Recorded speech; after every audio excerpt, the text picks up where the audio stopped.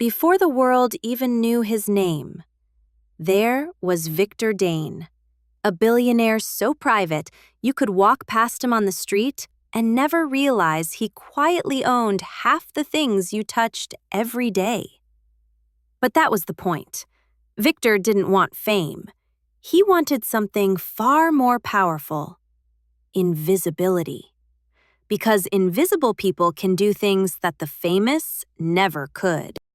Victor had one rule: no cameras. Ever. At meetings, he'd arrive with a security team that collected everyone's phones at the door. Not because he was paranoid, but because he believed that if people don't know who you are, they can't stop you. No magazine covers, no interviews, no flashy cars. Just a quiet man in quiet suits, signing quiet contracts that nobody thought twice about. But behind that silence was strategy. While most billionaires built tech companies, hotels, airlines, Victor studied something else: infrastructure. The stuff countries depend on but never pay attention to. Water pipes, fiber cables, rail switches, power grids, systems the public assumes are just there. Systems governments assume are in safe hands. Victor realized something chilling. If you control the things people can't live without, you don't need an army. You are the army. This became his philosophy, his obsession, his empire. Victor never bought entire companies outright. Too obvious. He bought fragments, scattered like puzzle pieces across continents. 8% in a South Asian hydro company. 12% in a Middle Eastern grid maintenance firm. 5% in a West African power distributor. 7% in a European smart grid software startup. Individually, useless. Collectively, a hidden empire with no fingerprints. He used over 200 offshore companies, each holding tiny shares. No reporters noticed. No governments questioned it. He was building a spiderweb, one silky thread at a time. One night, during a private dinner on the 42nd floor of a Hong Kong tower, his CFO showed him something: a simple spreadsheet, a list of companies, columns, numbers, percentages. Nothing dramatic, except one detail. When you connected the dots, followed the ownership chains, and traced the subsidiaries, it formed a pattern, a terrifying one.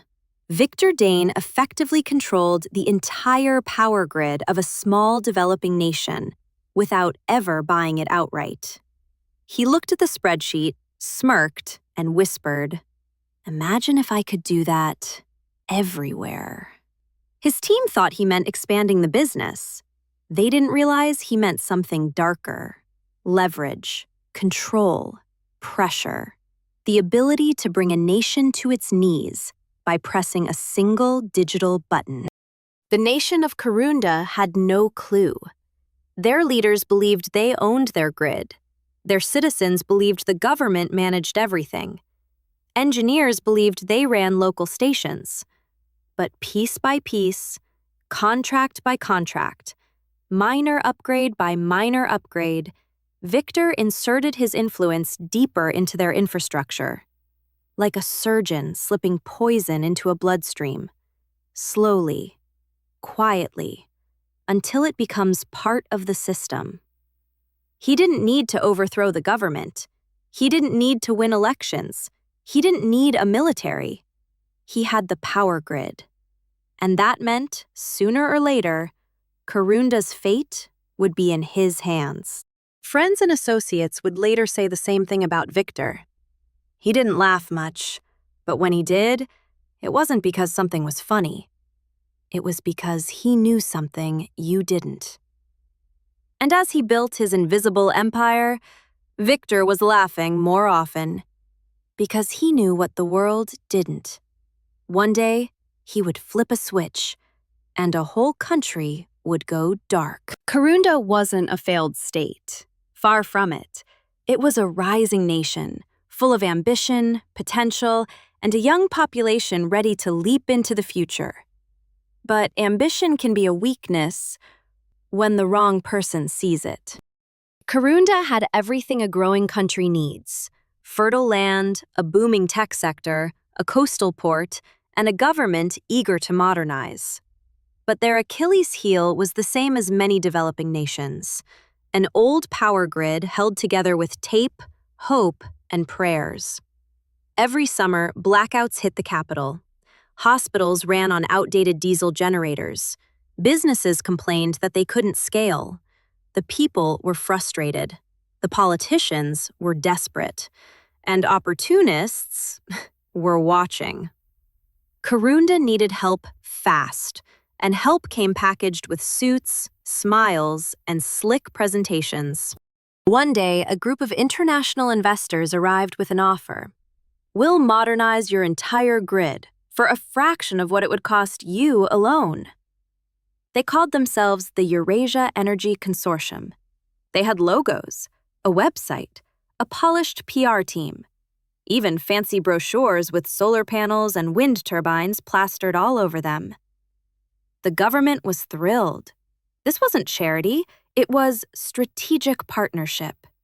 Global media praised it, economists celebrated it, foreign investors poured in, following the excitement. Karunda thought it had secured its energy future.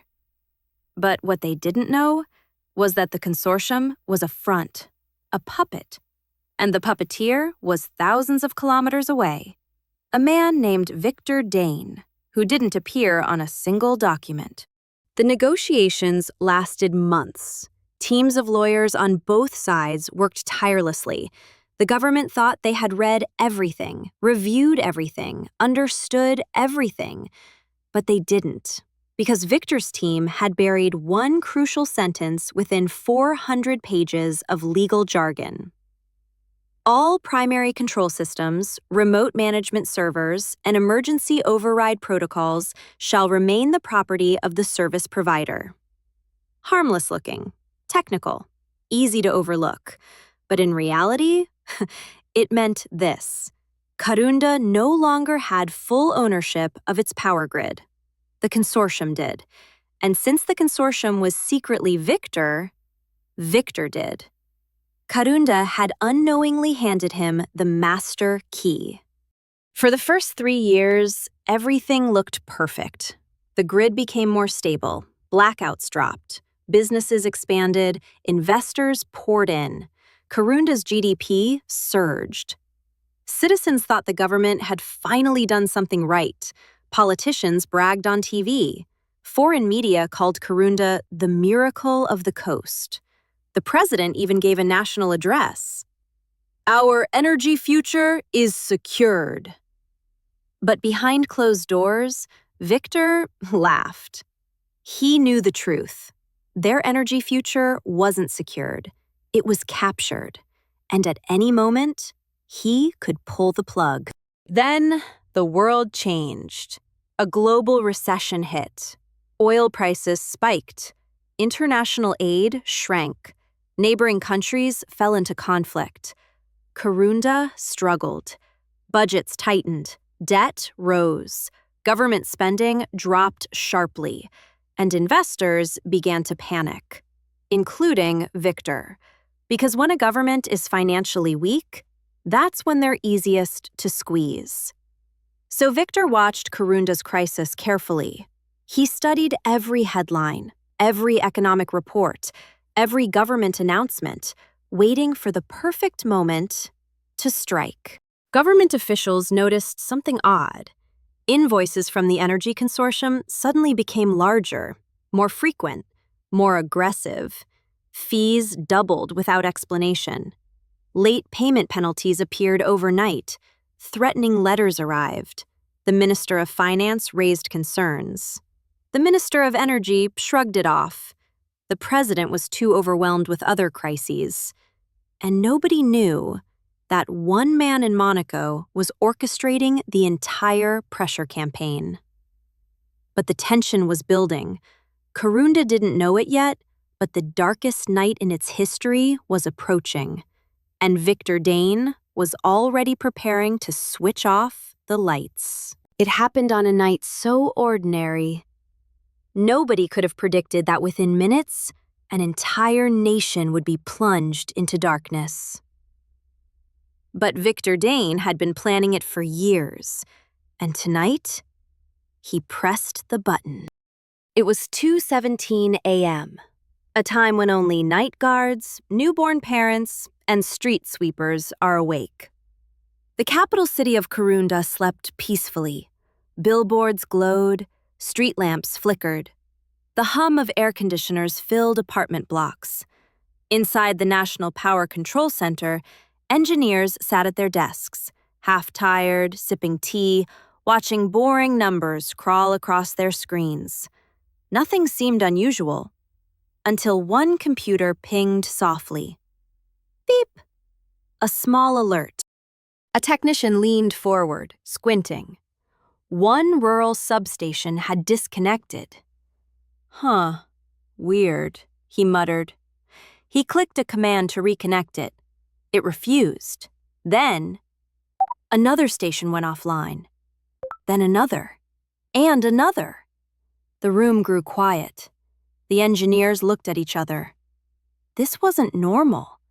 This wasn't a glitch. The lead supervisor leaned over a console. "What's happening?" he asked. Nobody had an answer. Then the screens began to flicker. In a matter of seconds, every screen went red. Electric flow, 0. Frequency, 0. Power load, 0. A map of the country lit up with red dots, one for every substation that had gone offline. 29 red dots, 29 failures, 29 simultaneous shutdowns. An engineer shouted, "We're losing the entire grid!" Another yelled, "Switch to manual override, now!" Hands flew across keyboards, buttons were pressed, backup servers activated, but nothing worked. Every time they attempted a restart, a chilling message appeared. Access denied. Remote priority trade active. The supervisor froze. Someone, somewhere, had taken full control. Inside the capital, streetlights died instantly. The city sank into darkness, like someone had pulled the stars out of the sky. Traffic lights snapped off, cars slammed brakes, honks echoed in the pitch black. Apartment buildings fell silent, air conditioners died. Refrigerators hummed to a stop. Phone chargers disconnected all at once. Hospitals switched to emergency generators. Nurses screamed for backup batteries. Airports lost runway lights. Pilots were ordered to circle or divert. Radio stations cut mid-song. Banks froze digital transactions. ATMs shut down. Security cameras across the nation went dead. Karunda had entered a technological coma. In the presidential residence, alarms blared. Phones rang. Advisors rushed into the situation room. The president slammed his palms on the table. What happened? Is it a cyber attack? A terrorist group? A foreign military? The Minister of Energy shook his head frantically. It's not malware. It's not an attack. It looks like an override. Override by who? The president demanded. The minister swallowed hard. We don't know. Yet. The government's first move was obvious. Call the Eurasia Energy Consortium. Call the foreign engineers. Call the technical team. Call the emergency support hotline. Every number was the same. Ringing, ringing. No answer. Not a single engineer picked up. Not a single email was returned. Not a single system could be accessed. It was as if the consortium had vanished, because Victor Dane had ordered it. He had disconnected every line, rerouted every number, shut down every contact channel. Except one. his private phone, and he let it ring for a long, long time, just to let Karunda feel the fear. While an entire country spiraled into panic, Victor Dane sat hundreds of miles away, on a luxury yacht, off the coast of Monaco. A glass of espresso in hand, a giant screen broadcasting live international news. The headline? Breaking, mysterious blackout engulfs nation of Karunda. He smiled. Everything was unfolding exactly as planned. He wasn't just watching a blackout.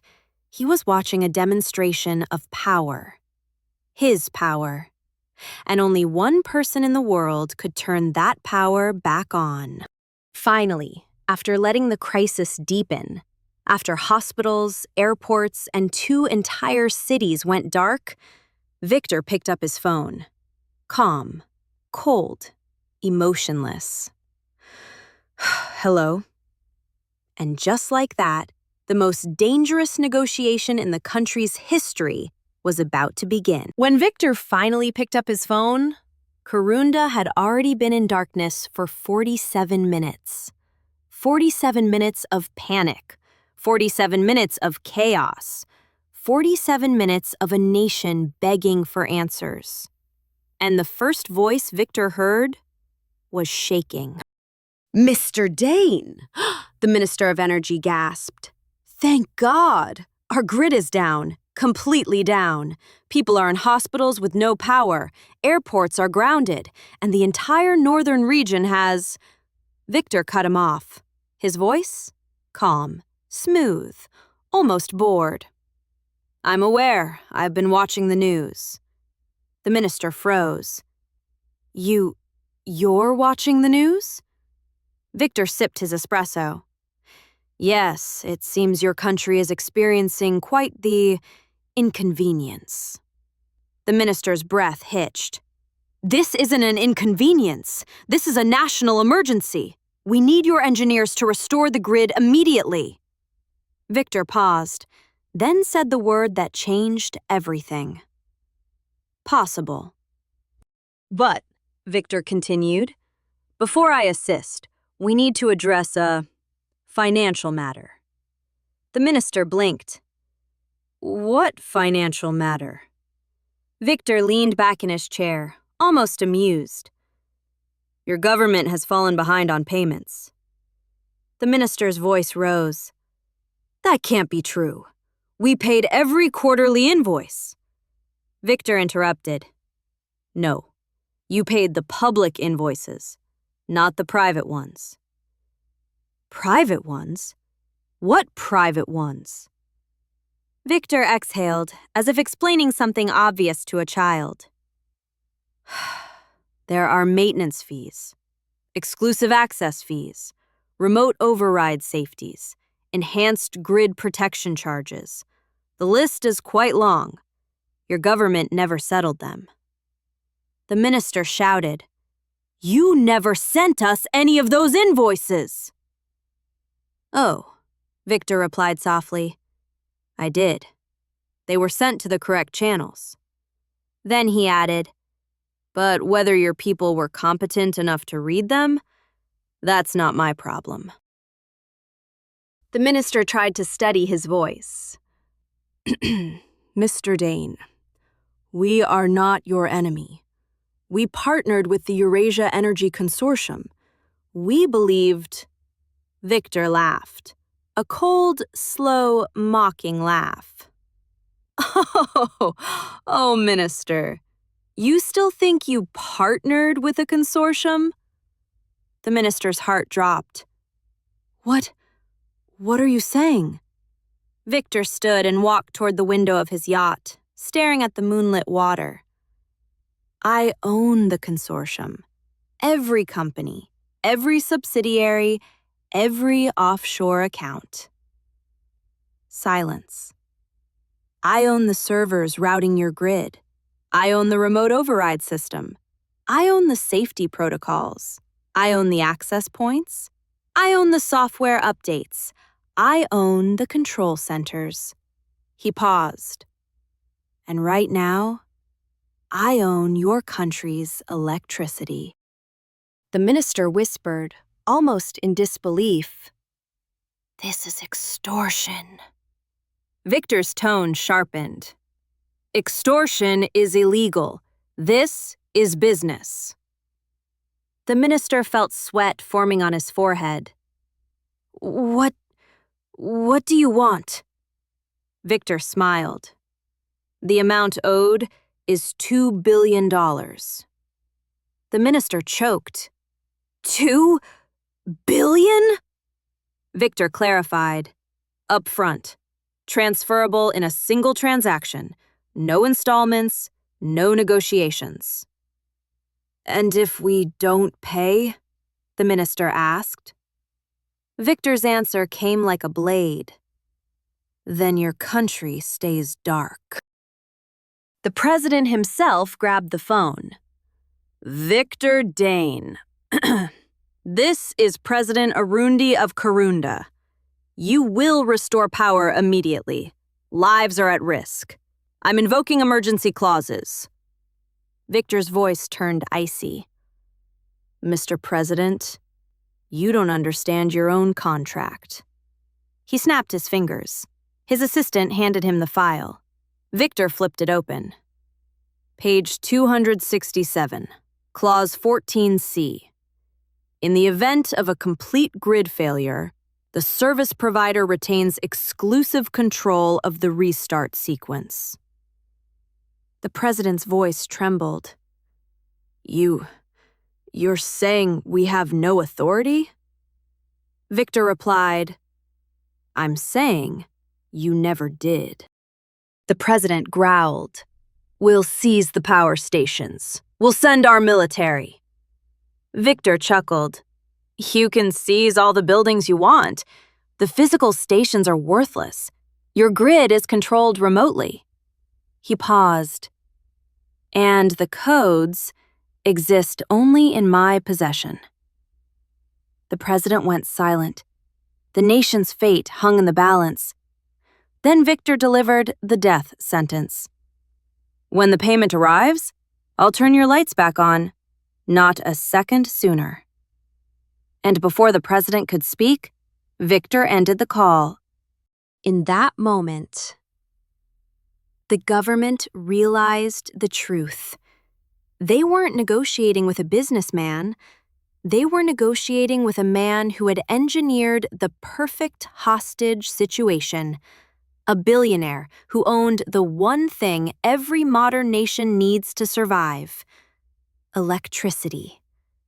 And Victor Dane had just announced his price. After Victor hung up, a cold silence filled the Situation Room. A silence so heavy, you could feel an entire country collapsing beneath it. Because the government now understood exactly what Victor had done. He hadn't just switched off their power. He had declared war. The president slammed his fist on the table. "Get everyone in here, now!" Generals, ministers, cybersecurity officials, energy experts, legal advisors. Within minutes, the room was filled with fear, frustration, and shouting. Maps lit up the walls, all showing the same thing: a dead nation.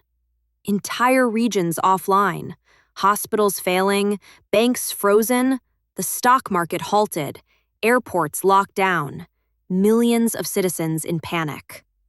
And one man, sitting on a yacht, held the switch. The army chief slammed a folder onto the table. "Let us storm the stations. We send troops, right now. We take back our infrastructure. We don't negotiate with terrorists." The room murmured in agreement, but the head engineer stood up, pale and sweating. "It won't work." The general snapped. "And why not?" The engineer pointed at the map. "Those power stations are empty shells without remote access.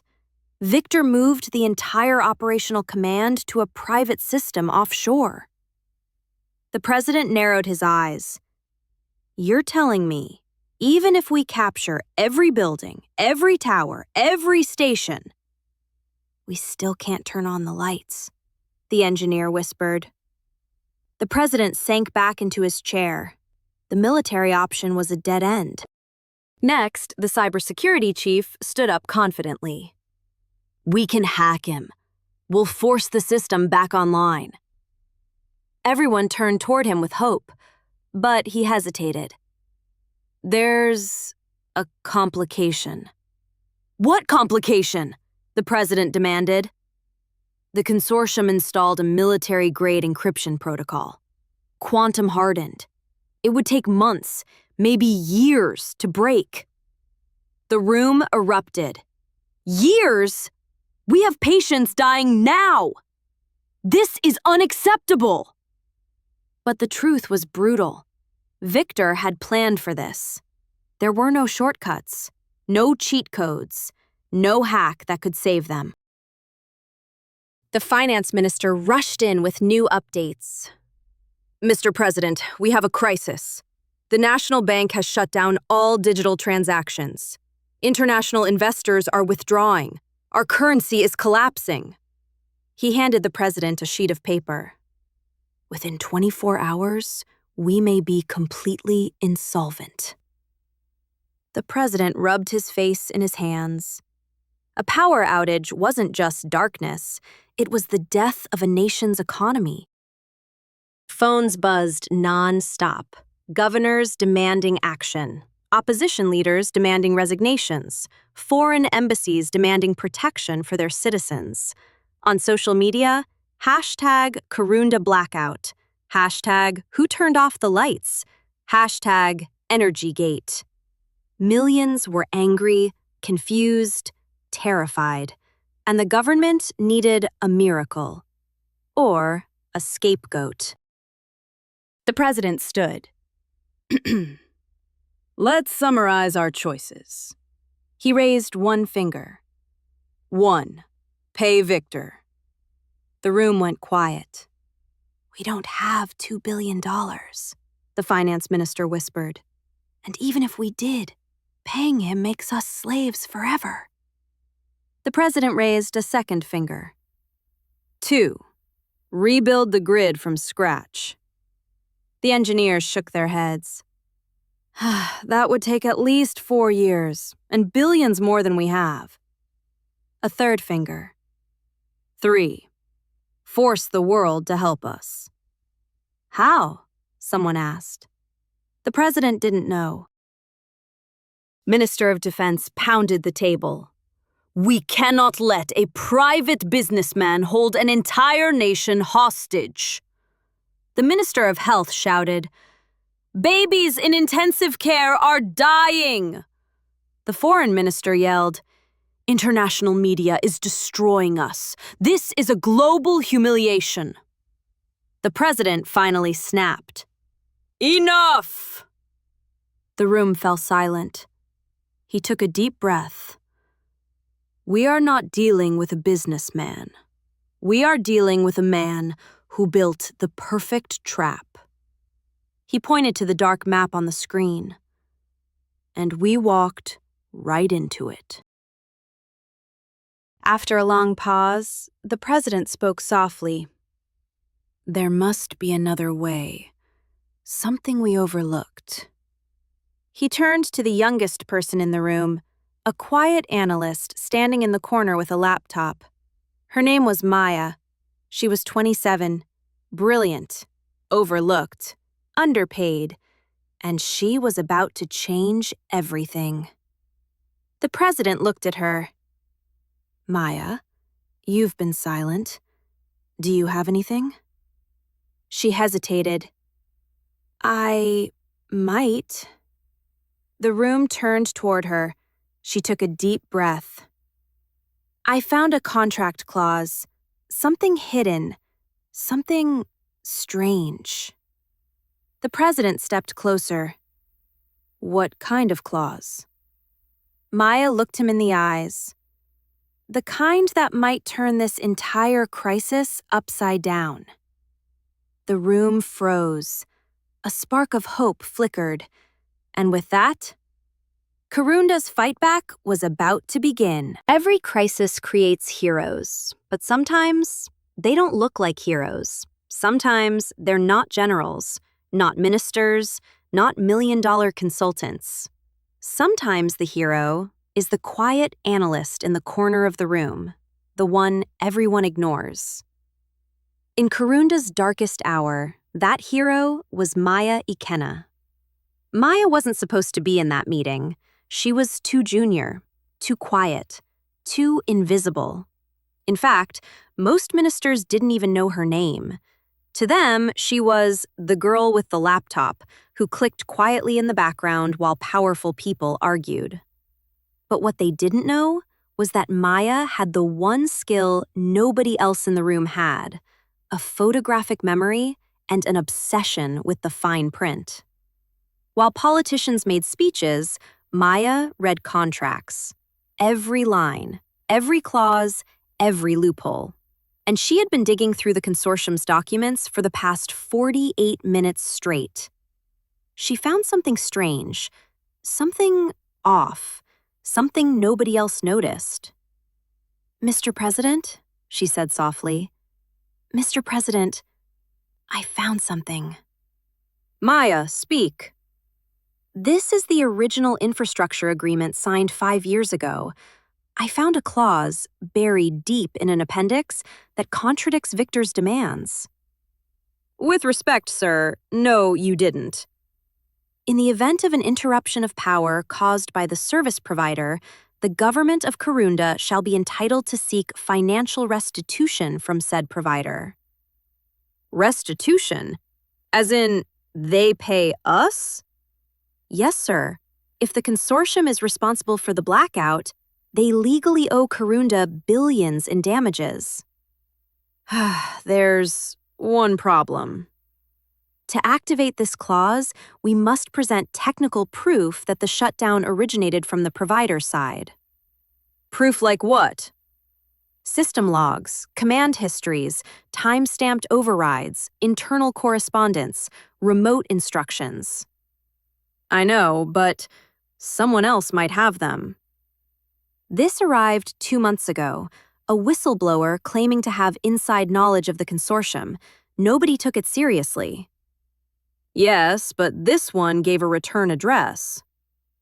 "I don't know, but there was an attachment." "It looks like he downloaded remote system logs the day Victor first installed the override network." "These files are encrypted. We can't read them yet." "The whistleblower left something else." "The key you need is hidden in the shutdown order." "Shutdown order?"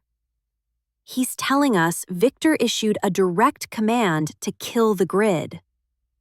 "And if we can find that order, even one screenshot, one command log, Victor is finished." "Maya, can you find it?" "Yes, sir. I'll work until it's done." "I'm not saving it yet, but I know where to start." Hope. But they didn't know. Victor was already 2 steps ahead. Because while they searched for evidence, Victor was preparing to silence anyone who tried to stop him. Every investigation has a moment when the truth stops being hidden and starts fighting its way into the light. For Karunda, that moment came in the form of a small, dusty USB drive left behind by a man who had vanished without a trace. A man named Elias K., the whistleblower. And on this USB drive was the evidence that could save an entire nation, or get everyone involved killed. Maya sat alone in the intelligence lab, surrounded by screens glowing in the darkness. Timestamps, encrypted logs, terminal windows, code scrolling like rain down a window. She hadn't slept in more than 20 hours. Her fingers trembled over the keyboard as she chased a single digital ghost: the shutdown order.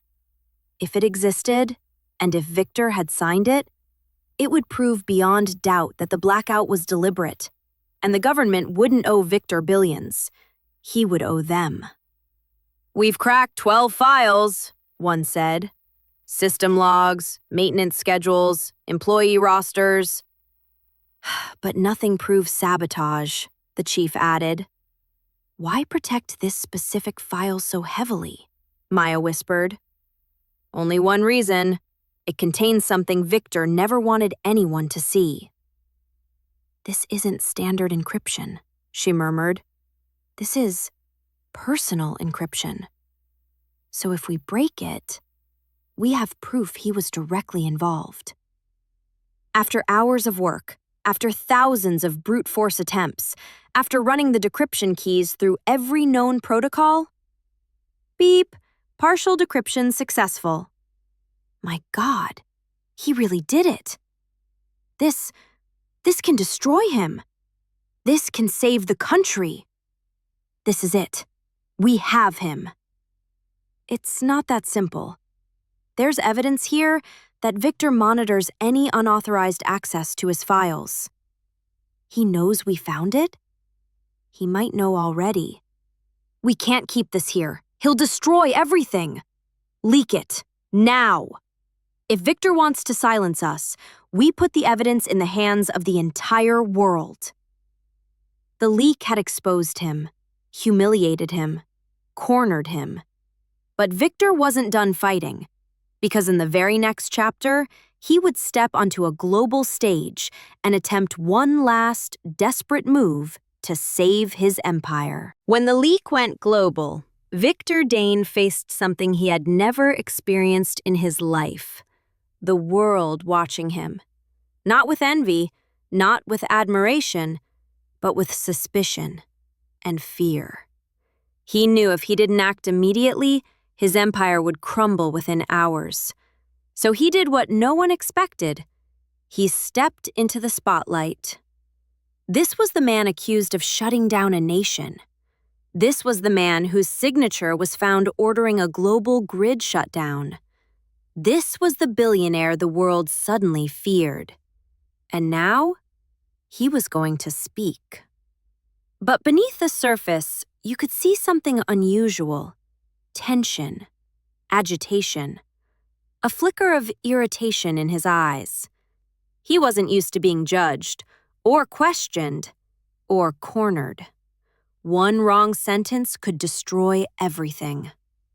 But then, everything changed. At 9:41 a.m. Dubai time, right in the middle of Victor's speech, a new file had just been leaked. The full, unedited shutdown sequence. It hit every major network at the same exact moment. Because Maya had scheduled an automatic global release in case the government's servers were attacked. The press conference room transformed instantly. Victor's face drained of color. For the first time in his life, Victor Dane looked powerless. Financial analysts weighed in. Legal experts called it a catastrophic level of evidence. Governments around the world announced investigations. International courts issued provisional notices. Interpol included Victor Dane in a high-level watch list. And all of it, every bit, was happening on live television as Victor stood frozen behind the podium. A billionaire stripped of his power by a single file and a single mistake, believing he was untouchable. Victor's empire began collapsing within minutes, but the aftershock of that press conference would ripple much further, because exposing him publicly didn't stop the crisis in Karunda. The country still needed power, and Victor still controlled the codes. But in the next chapter, the world steps in, and everything changes. When the truth hit the world, it spread faster than the blackout that started it all. Within hours, Victor Dane, the ghost billionaire, the invisible king of the power grid, the man who believed he owned a nation, found himself standing on the edge of a global collapse that he caused. But the most surprising part of it all, the world didn't collapse with him. Instead, it rose against him. The leaked shutdown logs traveled across the planet like wildfire. 20 years of empire building, gone in 20 minutes.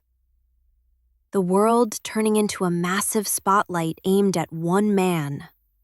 For the first time, the man who controlled electricity couldn't even control his own travel.